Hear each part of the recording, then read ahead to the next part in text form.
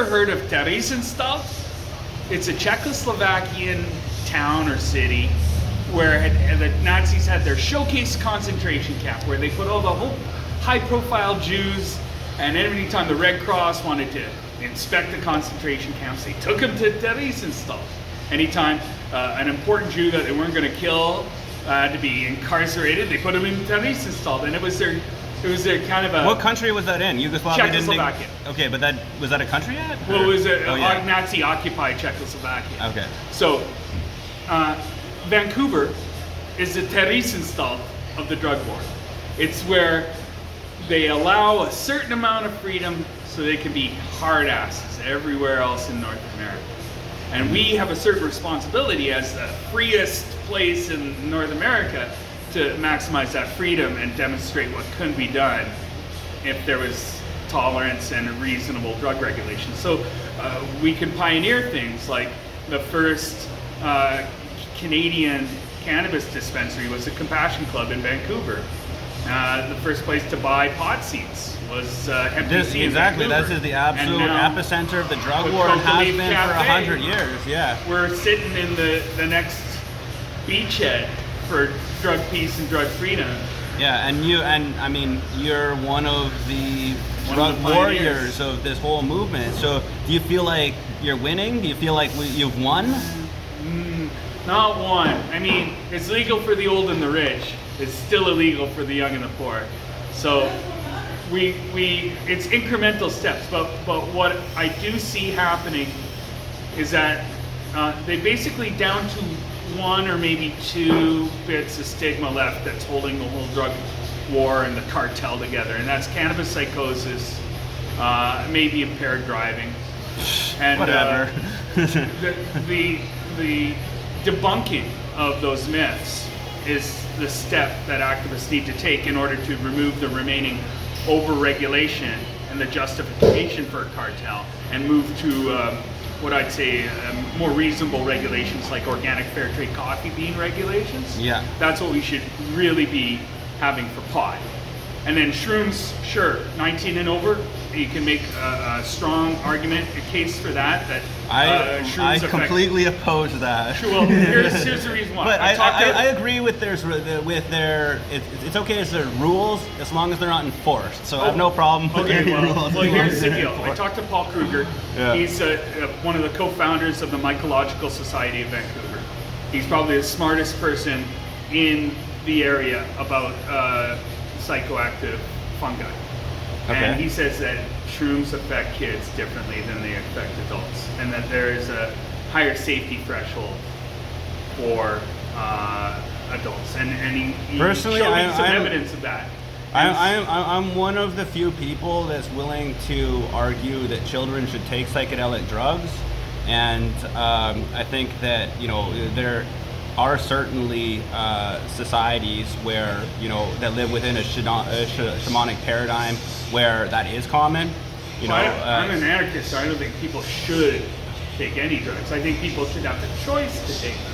But I think kids should practice on soft drugs and then work their way up to hard drugs. And I think from 13 to 18, weed and caffeine offer plenty of opportunities for experimentation. And when you turn 19, then you should have access to everything else.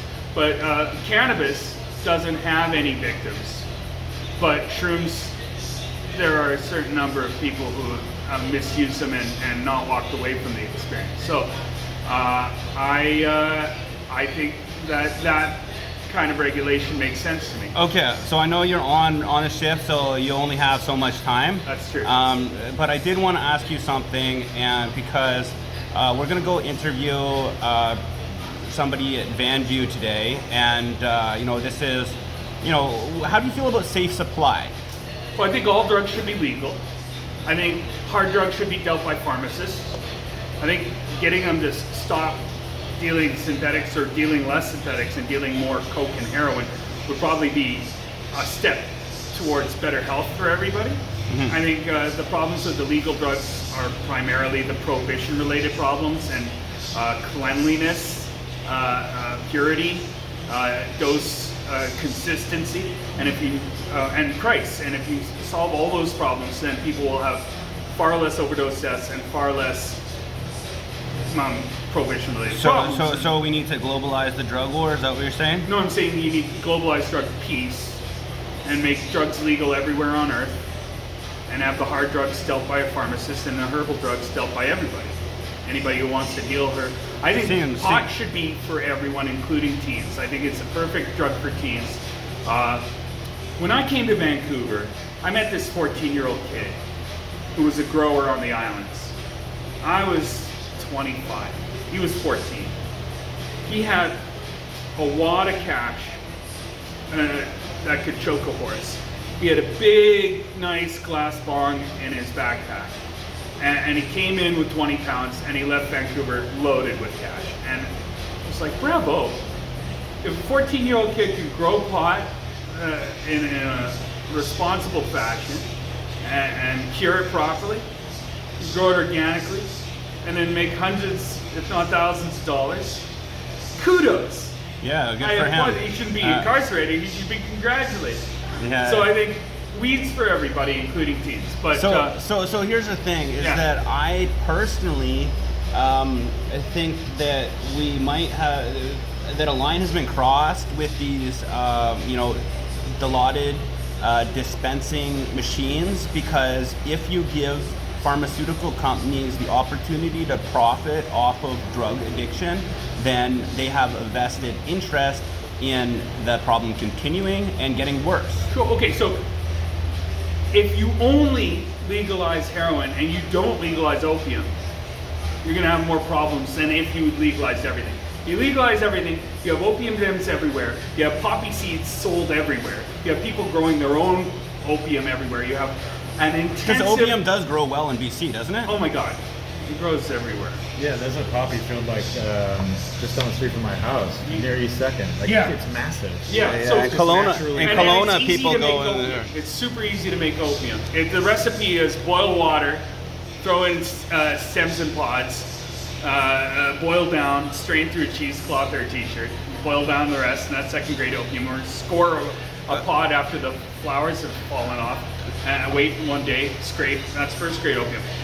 Opium is insanely easy to grow to make. Poppies are insanely easy to grow. But if you have soft drugs everywhere, softer, opium softer than heroin and Dilaudid, then people will use less heroin and less Dilaudid, and they'll be more economically independent. That's the solution. So the solution to bad drugs is good drugs, which I agree with. I think whenever I heard about kids huffing gas in northern communities, I was like, my God, someone get them some weed, someone get them some mushrooms. That's right.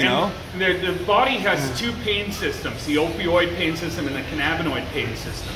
So if you allow people to grow cannabis and opium, they make their own opiated hashish. If you can smoke just a couple of hits of some fine opiated hashish, who's going to want morphine or heroin? Morphine and heroin should be available at the hospital in case you need your arm amputated, or you're dying of some horrible disease and you want to ease your aches and pains. But that is what it's for. That is why we have it. And that already existed. For pharmaceutical companies to invent, fentanyl, I'm just not convinced that a need existed in the first place for pain. Well, the artificial need existed because opium and heroin and morphine were suppressed and prescribed and over controlled. We need human medical autonomy and the availability of safe, clean, affordable, the whole let me ask you this: where did the heroin go? Well, it was replaced by fentanyl and carfentanil, which are easier and cheaper to manufacture. Okay, so that's one perspective, but another potential perspective is that it was coming in on military planes from Afghanistan, and Where's the fentanyl and carfentanil coming through? Well, the biggest and most powerful drug smugglers on Earth are the intelligence. And there's 100 pages in Benson. Okay, do you want to pitch the book? Because this is certainly something that I It's in here. I did all the research for years, and then I made 100 pages on CIA drug smuggling and what they do with the money, which is coups, assassinations, secret wars. In Amsterdam Comics, page 289 to 391. Okay. So, and the assassinations include the Kennedys, Marilyn Monroe, John Lennon, Peter Tosh, Bob and Marley? Bob Marley. Yeah. Okay. Same group of guys, the Miami Yeah, Cubans. and obviously Gary Webb. Yeah, if you kill yourself with more than one shot to the head, you gotta be suspicious about that sort of How do you thing. feel about David Graeber and I'm a Aragorn? little wondering about Hunter S. Thompson. I'm wondering about Abby Hoffman. I got a Hunter S. Thompson tattoo on my back, by the Well, way. yeah, I mean, maybe he committed suicide. It's within the realm of possibility, but I could see why. I've heard stories that he got too involved with secret societies, trying to get to the deeper root of what was going on, and saw too much. It's and he possible. couldn't reconcile it in his own mind. I don't know if about someone suicide, wrote a what book have you. about his life and death and you looked into that, Yeah. I'd read it. Yeah, absolutely. I've read a lot about him, and that's one that I accept as a suicide because he lived about 30 years too long. His That's his view. yeah but his the last years of his life were terrible. He needed help like going to the bathroom and that kind of thing. So I Yeah, mean, if it's that was possible. me, then fucking I'm open to looking at both of those things. But when enemy of the state dies under mysterious circumstances, it makes you gotta wonder. But I know for sure John Lennon, 8 bullet holes. What do you think about in a Sirhan? 6-shot What do you think guy. about Sirhan?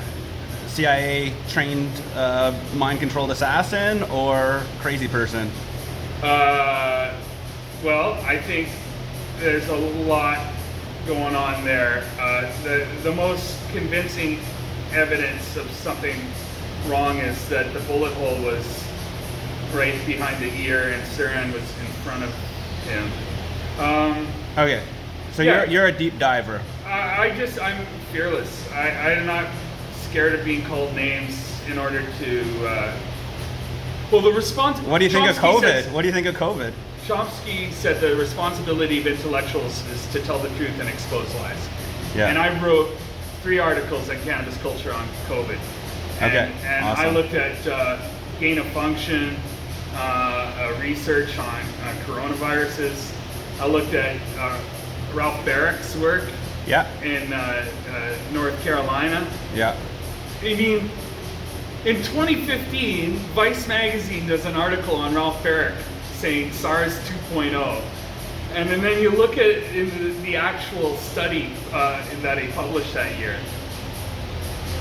It's a lot of loose change, eh? The difference okay. between what he made and COVID-19 is much smaller than the similarities, and nobody's looking into it because they don't want to be called a conspiracy theorist. But Okay. here, this is the bit on. Okay, I think we're coming up to. Give me 1 sec. Uh-huh. This is the stuff on Bobby. Uh-huh. It looks into this guy. I'm definitely gonna buy your book, by the way. I'm David definitely gonna Sanchez buy your book. Morales, and this security guard that was right behind him. The stuff on Nixon, the stuff on the smoking gun tape, the stuff on Operation MH Chaos. Chaos is equal to Helter Skelter, means the same thing. The stuff on Lennon, the stuff on Bob Marley. 3 pages on Marley's assassination, 6 pages on John Lennon's assassination. Yeah, but you know what I think now is that they've moved past actual assassinations to just doing character assassinations. Yeah, You know, why did you see kill what the they person tried? when you can kill what- their rep? Did you see what they mass tried to shootings. do with to Dennis Corona. no? They set him up with child porn on his computer. Who's that? What's his name? I The think that first dispensary in North America, or the first high-profile one, was Dennis Peron's in Okay. San Francisco. I think that was one of the main purposes of the whole pedophile Epstein ring, is blackmailing people. Oh, When you it get definitely entered was. into that upper echelon. It they've definitely got was. something on you, and if you try to go back, You own them at that point. Not only blackmail, but just planting evidence on people's computers Exactly. and raiding their Yeah. place. Yeah, so Yeah, blackmail, or if they become compromised against that particular agenda, then they take them out. yeah, Epstein didn't kill himself. Yeah, no shit. Yeah. Sometimes you wonder if he's not chilling on a beach somewhere. Yeah. I I'm mean, sure he didn't have only one island. I ask questions. Yeah. I ask questions because I'm a curious person. But yeah, no, it's up to responsibility of intellectuals to tell the truth and expose lies, and if that means getting called names because you asked the wrong questions, and Well, I guess that's one thing Cowboy that up. that's one that that's something that Mark Emery has been doing. oh, fuck, Mark Emery, he joined the extreme right. I know. I was looking into him today. Because he wasn't into the pop movement to save scapegoats from harm. He was into it as a path to power, and it didn't work out. So he's now looking around for other paths. Okay, to so power. you know him and I don't. Yeah. So he- I just want to he hired play. me in '95. I just want to play the devil's advocate here, and be like, maybe the reason that he was, partnered with fucking like Bernier and these fucks was because the left has kind of drunk the Kool-Aid on this whole fucking, biosecurity, pharma fucking agenda. I didn't. Yeah. Because the magazine he founded didn't. Cannabis culture is still going strong. No, Yeah. Mark. If Mark was disappointed with the left, he should have stuck with the pot activist community that he helped create, and not joined with the fucking Sith lords. Well, I was just on his Twitter this morning because I was thinking it would be pretty cool to interview him because he did have the balls to come out and say COVID is a hoax, which I respect. Oh yeah, and I then, respect that too. And Emery are on the same page Yeah. to the drug war. We're on Yeah. the same page when it comes to COVID. Yeah. But he's protesting drag queens. I know. Fuck that shit. And then he called trans people loathsome miscreants. I'm like, doesn't this sound a little like the way that they used to talk about drug users? Or Jews. Or Jews? Yeah, he needs to bone up on his Thomas Saz and reread ceremonial chemistry. I gotta get back to work. Perfect. Thank you.